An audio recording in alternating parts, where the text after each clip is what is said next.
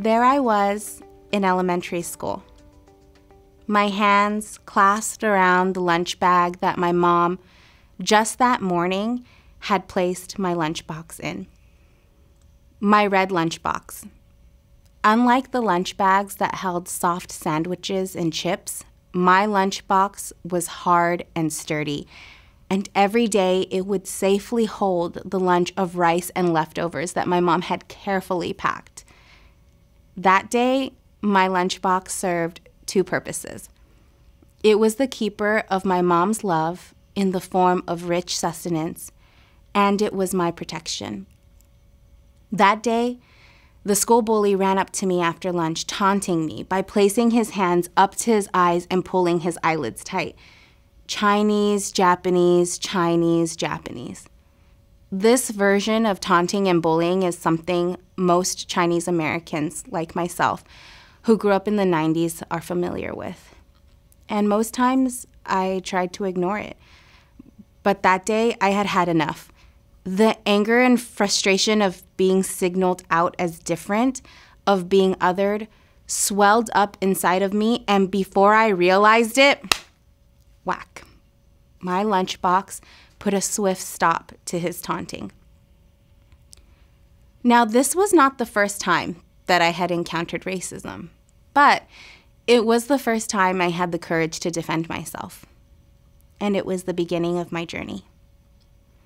I became more outspoken in high school, and by college, I started to piece together fragments, sound bites of what would eventually become my voice. And then President Barack Obama got elected and reelected, and things were looking good. Emerging out of his 8-year administration was this idea that racism was becoming a thing of the past. I mean, we had a Black president, so we were doing fine, right? Wrong.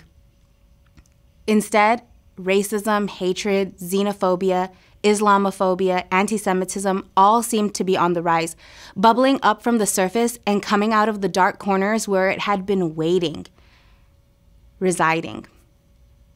Charlottesville. People started to pay attention.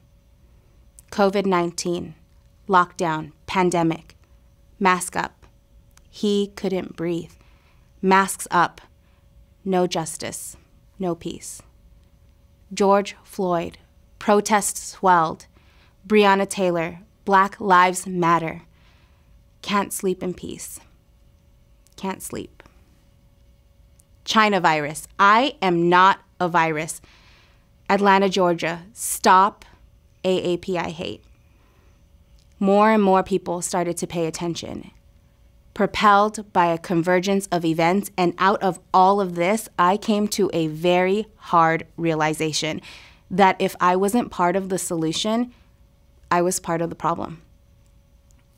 But wait, I'm Chinese American, remember? Remember the taunting and the lunchbox? How could I have also been part of the problem? Well, easy. I just didn't know enough.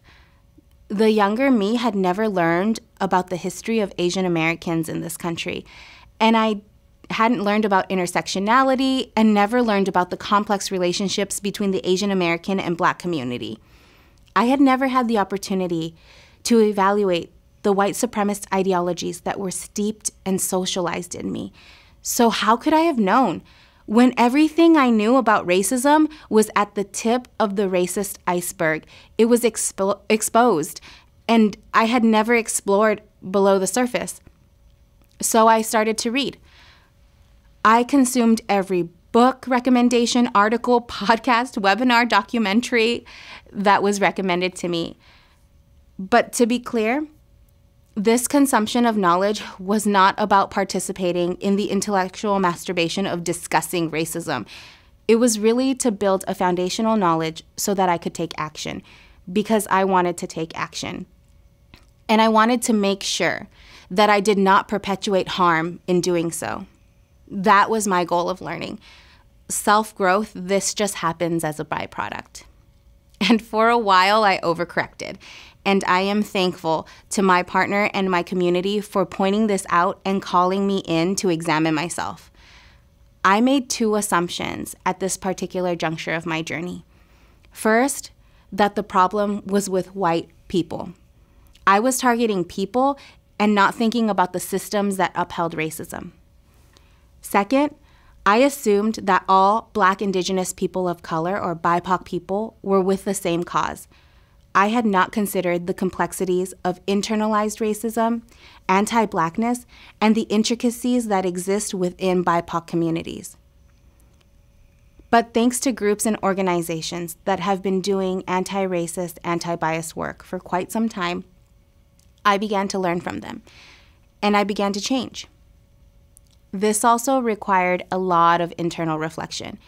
When I got called out or called in, I thought about what was being said to me and how I could make changes, and this was hard. It was really hard because instinctually no one wants to admit that you're doing something wrong.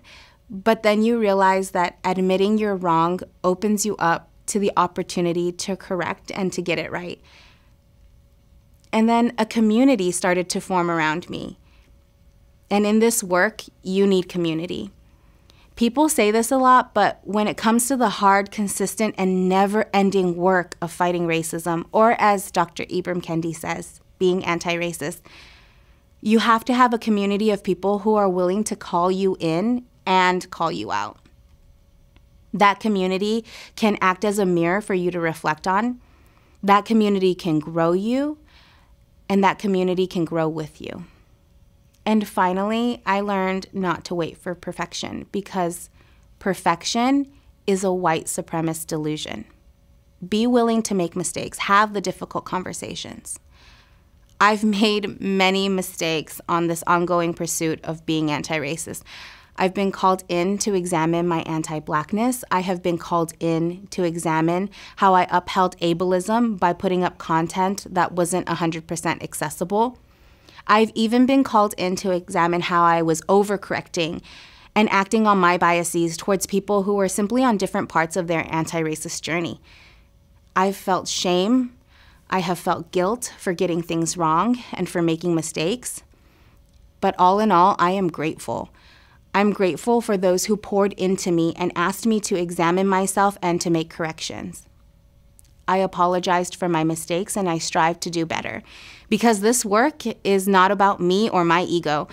It is about building a better world for all. And how could we do that if we aren't willing to acknowledge that we actively participate in upholding barriers and structures that prevent the advancement of all people? So if you take anything away from this talk, please take this, that being anti-racist is a journey without a destination. You have to be willing to set aside your ego in order to learn and grow.